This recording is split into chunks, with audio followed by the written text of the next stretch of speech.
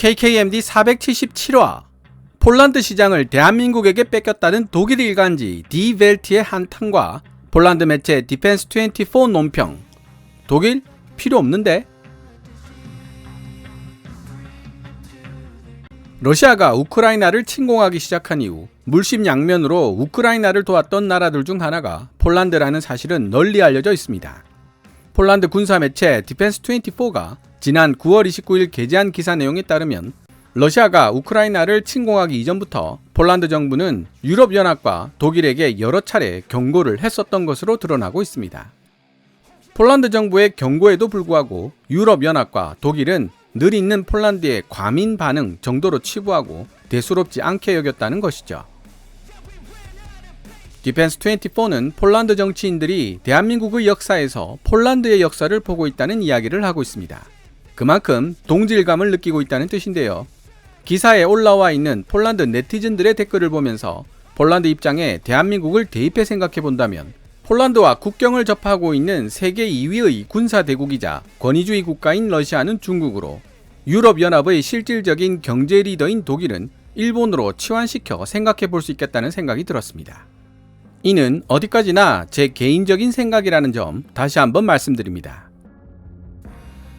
우리가 중국과 일본의 침략에 시달려왔듯 폴란드도 러시아와 독일의 침략에 시달려왔습니다. 한국 전쟁으로 국토가 폐허가 되고 한반도 반쪽이 소련에 의해 공산화되었듯이 폴란드도 제2차 세계대전을 겪으며 국토 대부분이 파괴당했고 소련에 의해 공산화되는 역사를 겪었습니다. 무고한 유태계 폴란드인들을 상대로 인종 말살 정책을 시행했던 독일 나치처럼 일본도 한반도에서 한민족의 정체성을 말살하기 위한 반인권적 만행을 저질렀죠. 폴란드 군사 전문지 디펜스24는 폴란드라는 방산시장을 대한민국에게 뺏겼다고 한탄하는 독일의 전국구 일간지 디 벨트의 기사를 분석하며 우리는 독일을 신뢰하지 않는다고 논평하고 있습니다. 한때 독일과 프랑스의 도움이 없다면 군 현대화는 요원할 것이라고 생각했던 폴란드였지만 대한민국이라는 동병상련의 역사를 지닌 극동국가를 파트너로 선택하면서 독일과 프랑스 없이도 성공적으로 군 현대화 프로젝트를 진행시키고 있다고 디펜스24는 전하고 있습니다. 그러나 한편으로는 디펜스24가 지적하고 있듯이 대한민국과 폴란드 사이의 전략적 동반관계는 이제 겨우 시작 단계이며 폴란드 입장에서는 기술 이전에 따른 현지 생산이 시작되는 시기가 되었을 때도 과연 제대로 된 신뢰관계가 유지될 수 있을지 지켜봐야 한다는 문제가 남아있습니다. 최근 YTN은 미국의 방산기업 로키드 마틴이 계약상 지켜야 할 대한민국과의 절충 교역 의무를 제대로 이행하지 않고 있다고 지적했는데요. 로키드 마틴처럼 세계적인 글로벌 방산업체들도 일단 물품이 인도되고 대금을 수령하고 나면 계약 전 약속했던 절충 교역 약정을 제대로 이행하지 않고 차일피일 미루는 경우가 허다하다는 것입니다. 디펜스24는 대한민국이라고 그렇지 않을 것이라는 보장이 없지 않느냐라는 질문을 던지고 있는 것입니다. 하지만 대한민국은 K9 자주포를 호주와 인도 등에 수출하면서 기술 이전에 따른 현지 생산 약정을 맺었고 이를 제대로 준수하는 모습을 보여주고 있습니다. 아마 폴란드 정부 역시 K-디펜스의 신뢰성에 대해서 이미 충분한 조사와 점검을 했을 것이라는 생각이 드네요. 그럼 2022년 9월 29일 독일 일간지 디 벨트의 기사를 다시 한번 분석한 폴란드 군사 전문지 디펜스24의 기사를 번역해 보도록 하겠습니다. 폴란드 언론의 관점을 통해 좀 더 객관적인 K-디펜스의 모습을 파악할 수 있는 기사라는 생각에 골라본 기사입니다. 폴란드어를 영어로 변환한 뒤 다시 번역하다 보니 문맥이 매끄럽지 않은 부분은 추가 자료 조사를 통해 의역했다는 점 미리 양해 부탁드립니다. 기사 원문은 노란색 글자로 표시됩니다. 최근 대한민국으로부터 많은 무기를 구매하고 있는 폴란드에 대해 논의하는 기사가 독일 일간지 디 벨트에 등장했다. 기사를 작성한 독일인들은 유럽에서 가장 큰 규모로 진행되고 있는 군 현대화 프로그램들 중 하나에서 독일 기업들이 아무런 혜택도 받지 못하고 있다고 강조했다.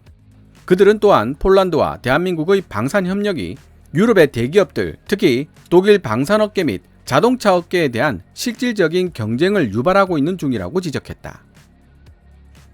디벨트 기사는 최근 폴란드가 대한민국으로부터 구매한 물품들을 요약 정리해놓고 있는데, 여기에는 이미 행정협정이 완료된 48대의 FA-50 경전투기와 600대가 넘는 K9A1, K9PL 자주포, 그리고 1000대의 K2, K2PL 주력 전차 등이 포함된다. 최초의 행정협정에 따르면 K9 자주포의 경우 212문, K2 주력 전차는 180대를 구매하는 것으로 표시되어 있었지만 최종적으로 규모가 대폭 확대된 것이다. 독일 일간지 디벨트는 또한 폴란드와 대한민국 양국 간 경제적, 정치적 협력에 따라 형성된 위대한 신뢰관계에 대해 언급한 안제이 두다 폴란드 대통령의 말을 인용하고 있다. 나토 회원국도 아니고 머나먼 극동에 위치한 나라인 대한민국을 폴란드 정부가 장기적인 파트너로 받아들인 것에 대해 많은 외국 관측통들이 놀라고 있다는 사실을 잘 알고 있다. 그러나 폴란드 전문가들은 이러한 선택에 전혀 놀라지 않았다. 두다 폴란드 대통령은 대한민국이 이미 산업 및 안보 정책 측면에서 폴란드의 가장 가까운 파트너들 중 하나임을 상기시키면서 해당 방산계약은 수년 동안 발전하며 나날이 확고해지고 있는 양국 관계의 상징일 뿐이며 나머지 EU 국가들에게도 분명 직간접적인 영향을 미치게 될 것이라고 말했다. 한때 전쟁으로 온 나라가 폐허가 되어버렸던 대한민국은 지금 인구 5천만에 강력한 국력을 지니고 있는 나라로 발전하였으며 전쟁 후 불과 수십 년 만에 세계 경제를 선도하는 경제대국으로 변신하는 기적을 이루어냈다. 현재 세계 경제 순위 12위에 올라 있는 대한민국은 삼성, 현대, LG처럼 산업 및 기술 분야에서 세계를 이끌고 있는 글로벌 기업들의 모국이기도 하다. 폴란드 정치인들은 대한민국의 역사에서 동병상련의 감정을 느끼고 있다. 폴란드 국토 대부분 역시 제2차 세계대전 동안 철저하게 파괴되고 말았으며 전쟁이 끝난 후 소련의 지배를 받은 폴란드 인민공화국 PRL은 서방과 단절된 이른바 동구권의 일부가 될 수밖에 없었다. 고 디벨트는 지적했다. 1989년 이후 동구권 최초로 비공산 연립정권 제3공화국을 출범시킨 폴란드는 빠른 속도로 다른 나라들을 따라잡기 시작했고 1990년대 중반부터는 세계에서 가장 빠르게 성장하는 경제를 지닌 나라들 중 하나가 되었다. 폴란드와 대한민국을 보다 가깝게 묶어준 또 다른 이유는 바로 예측 불허의 위험한 이웃을 지척에 두고 살아가는 느낌에 있다. 2022년 2월 24일 러시아가 우크라이나를 전격 침공하기 이전부터 러시아의 침략 가능성에 대해 목소리를 높였던 폴란드의 경고는 여러 차례 EU 본부나 독일에 의해 과장된 것으로 치부되었다. 대한민국 역시 핵무기로 무장한 북한으로부터 오랫동안 위협을 받고 있는 상황이라고 디벨트는 지적했다. 2013년 폴란드와 전략적 동반자 관계를 수립하겠다고 선언한 이후 대한민국은 강대국 중국마저 제치고 폴란드의 가장 중요한 아시아 투자자가 되었다. 삼성은 폴란드에 지사를 두고 있으며 해외에 위치한 것으로는 최대 규모의 연구개발센터를 수도 바르샤바에 설립했다. 또한 대한민국은 미국의 도움 아래 폴란드가 원자력 분야로 진출하는 것도 도울 예정이다. 대한민국은 폴란드를 투자 중심지로 삼는 동시에 유럽 시장에 진출하려는 자국 산업을 위한 일종의 허브로 만들려는 목표를 가지고 있다.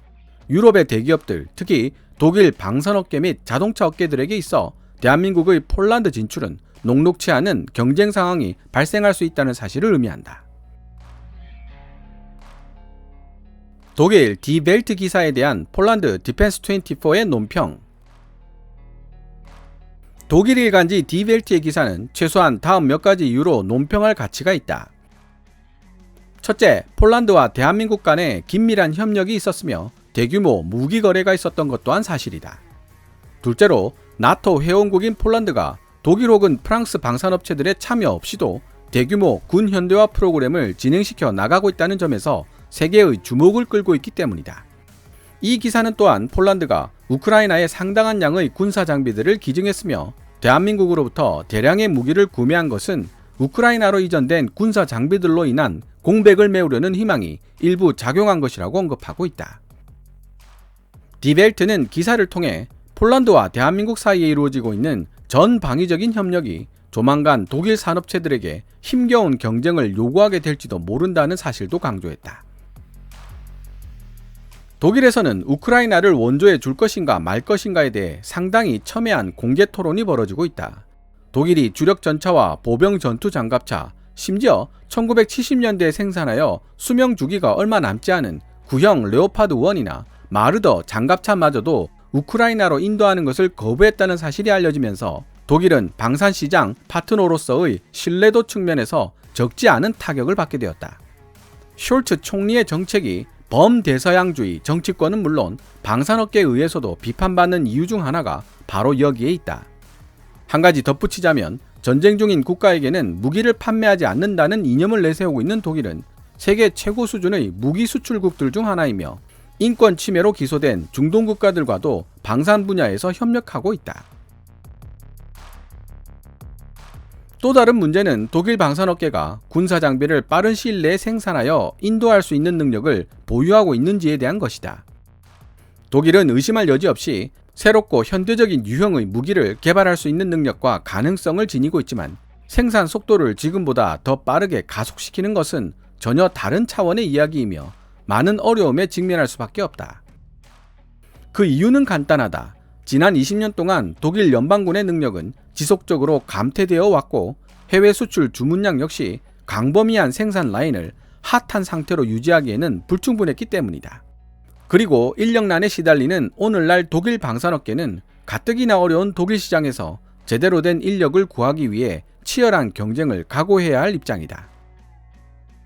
이러한 전반적인 상황은 장기적으로 봤을 때 숄츠 총리의 정책이 독일 방위산업에 악영향을 미칠 수 있다는 사실을 의미한다.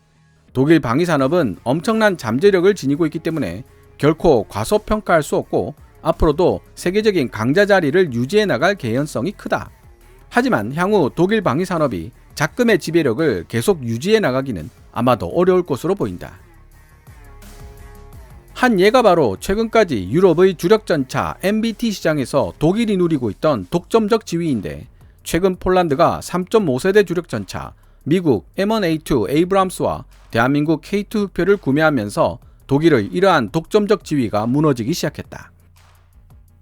그 전까지 유럽에 수출된 유일한 3세대 주력전차는 신형 및 중고 레오파드2가 전부였기 때문이다.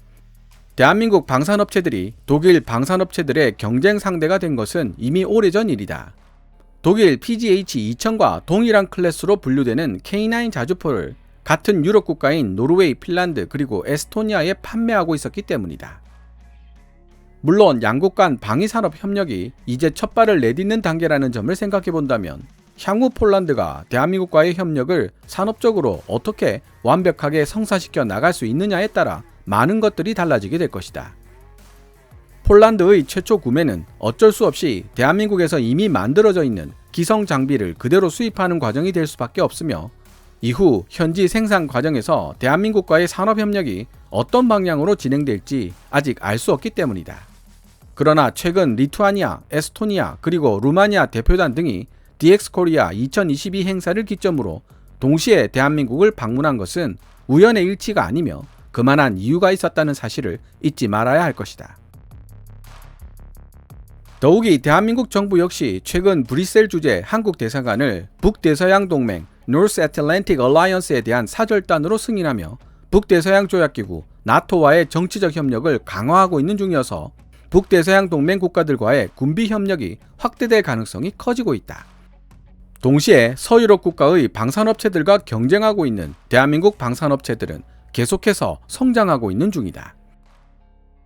정치와 에너지 같은 다른 측면들을 고려해 봤을 때 유럽 방산 시장에서 독일이 차지하고 있는 독점적 지위의 정도와 나토 국가들, 특히 동유럽 국가들의 안보에 독일이 기여하고 있는 정도가 전혀 균형이 맞지 않는다는 부담스러운 명제를 대놓고 거론하는 나라가 하나쯤 나와도 이상하지 않을 분위기이며 이에 부담을 느낀 독일이 태도를 약간 바꿀 수도 있다. 하지만 폴란드가 이러한 변화된 독일의 태도로 이익을 얻을 수 있을지, 만약 이익을 얻는다면 어느 정도가 될지는 아무도 모르는 일이다. 지금까지 2022년 9월 29일 폴란드 군사 매체 디펜스24가 게재한 기사를 번역해 보았습니다. 기사에 대한 판단은 시청자 여러분들에게 맡기고 추가적인 사견은 제시하지 않겠습니다. 다만 최근 필리핀에 수출된 FA-50PH들 중 일부가 이륙 금지, 그라운딩 상태인 것에 대해 궁금해하시는 분들이 있는데요.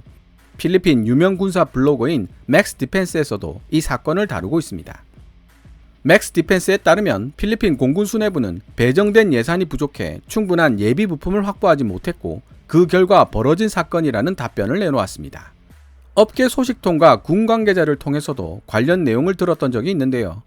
예산 부족으로 충분한 예비 부품을 확보하지 못하거나 정비가 불량해지는 현상은 비단 필리핀에 한정된 이야기는 아닙니다. 지난 2022년 7월 19일 인도네시아에서 카이 T-50I가 추락하는 사고가 있었습니다.